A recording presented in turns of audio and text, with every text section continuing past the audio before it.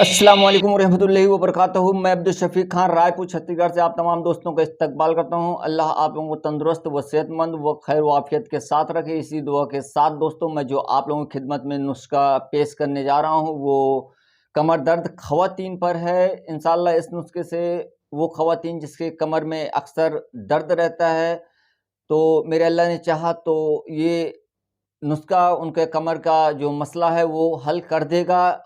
लेकिन एक चीज़ और कि अगर किसी ख़वातीन की कमर में अक्सर दर्द रहता है, इलाज भी कराती हैं, दर्द ठीक नहीं होता, तो मेरी इतनी इल्तिजा है कि वो सबसे पहले श्वेत प्रदर यानी सफ़ेद पानी जिसको वाइट डिस्चार्ज बोलते हैं उसका चेकअप करवा ले। या नहीं चेकअप करवा सकते हैं तो एक चीज़ है कि उस जगह पे अगर वो चीज़ है यानी श्वेत प्रदर वाइट डिस्चार्ज है, तो पहली बात तो उस जगह पे यानी वजाइना में जो रहम है खारिश होती है और वहाँ चिपचिपापन महसूस होता है, एक लुब्रिकेंट सा बनता है, वहाँ खारिश होती है। तो वो ख़वातीन समझ लें कि मुझे लिकोरिया की शिकायत है, इस वजह से मेरी कमर में दर्द है। तो इसका इलाज करेंगे तो ये मसला ऑटोमेटिक यानी ठीक हो जाएगा। इसका कोई फिर इलाज कराने की ज़रूरत नहीं है। आपका वाइट डिस्चार्ज अगर ठीक हुआ तो ये कमर का दर्द ऑटोमेटिक ठीक हो जाएगा। हाँ, अब जिसको ये नहीं है और कमर में दर्द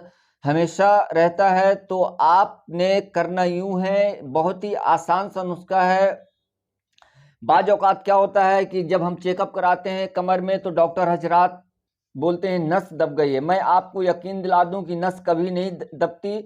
अल्लाह ने हमारे जिस्म को इतना कमज़ोर नहीं बनाया कि नस दब जाए। आप एक चीज़ याद रखिएगा कि हम जब दिन भर उकड़ू बैठते हैं या अपने चूतड़ को किसी चेयर में या किसी चीज़ में टिका के बैठते हैं, दिन भर बैठे रहते हैं, तो उस जगह की नसें कभी क्यों नहीं दबती?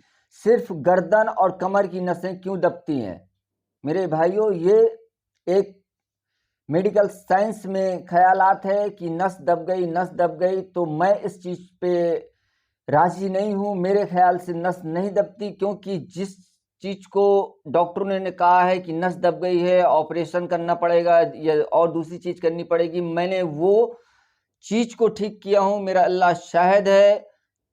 तड़पता हुआ रोता हुआ मरीज आया है जो चलने फिरने के मोहताज था, वो चल के गया है। तो एक चीज रखिएगा कि नस नहीं दबती, नस सूख तो सकती है, और जब भी दर्द जिस जगह पे होगा तो ये चीज याद रखिएगा कि ब्लड का सर्कुलेट कम या ज्यादा होने से दर्द बढ़ता है। अगर कम होगा तो दर्द होगा, ब्लड सर्कुलेट बढ़ेगा तो दर्द होगा, जिस नस में होगा। क्योंकि हमारे जिस्म में 75 से 90 हजार किलोमीटर का अल्लाह ने जाल बिछा रखा है, ये याद रखिएगा। 75 से 90 हजार किलोमीटर का नसों का जाल बिछा हुआ है। तो अगर नस दब जाती तो सारी बच्चा, एक छोटा बच्चा रहता है जो दिन भर लेटा रहता है, उसकी नसें क्यों नहीं दबती? ये चीज आप याद रखिए। नस कभी नहीं दबती मेरे भाइयों। हमारा वहम है और हमारे दिमाग में ये बैठा दिया गया है कि हम जैसा बोलें वैसा होना चाहिए, तो होना चाहिए। डॉक्टरी रिपोर्ट में आपको अक्सर गले और कमर की नस ही दबने का जानकारी दी जाती है, बाकी दिगर जगह की नसें नहीं दबती। हम उकड़ू बैठे हैं, हम दिन भर चूतड़ के बल बैठे हैं, फिर भी नस नहीं दबती। आप सोचिए, थोड़ा गहराई से सोचिए, आपके दिमाग में शायद बैठ जाए। तो चलिए मैं नुस्खे की तरफ आता हूँ जिसके कमर में ख़वातीन के, मर्द के लिए ये काम नुस्खा नहीं करेगा, सिर्फ ख़वातीन के लिए है। जिसके कमर में दर्द रहता है वो चेकअप कराए। उसके बाद आपने करना यूँ है कि पहली बात तो विटामिन डी का इस्तेमाल ज़्यादा करें और सुबह 7 बजे से दिन के 8-9 बजे तक, 10 बजे तक धूप लाजमी लें, सूरज की धूप। आप 2-3 घंटे नहीं बैठ सकते धूप में, आधा घंटा मिनिमम आप धूप में बैठिए, तो इंशाल्लाह मेरे अल्लाह ने चाहा तो आपको विटामिन डी की कमी से जो कमर दर्द हो रहा है, आपको विटामिन डी जो सूरज से जितनी मिलती है वो किसी चीज़ से नहीं मिलती, तो आपका वो मसला हल होगा।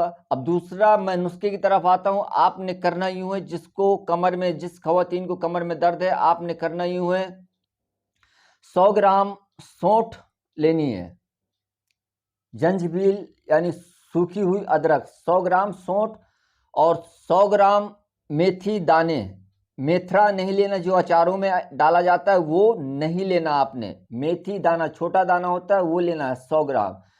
और तीसरी चीज है, आपने 100 ग्राम लेना है अश्वगंध, अश्वगंधा भी इसको बोला जाता है। तो 100 ग्राम अश्वगंधा, यानी 100 ग्राम सौंठ, 100 ग्राम मेथी, 100 ग्राम अश्वगंधा, ये 3 चीजें लेनी है। 3 चीजें लेने के बाद आपने तीनों खड़ी बाजार से लेनी है, पिसी हुई, कुछ नहीं लेनी। तीनों चीजों को आपने घर में लाकर अच्छी तरह इनको साफ करके, जो गर्दों गुब्बारे साफ कर लें। उसके बाद तीनों चीजों को अलग अलग सपूप बना ले, यानी पाउडर बना ले। पाउडर बनाने के बाद आपने तीनों चीजों को अच्छी तरह मिक्स कर दें। मिक्स करने के बाद अब इसको किसी जार में संभाल के आप रख लें। संभाल के रखने के बाद सुबह नाश्ते से आधा घंटे पहले हाफ टी स्पून या 1 टीस्पून, 1 टेबल स्पून ना आप लें।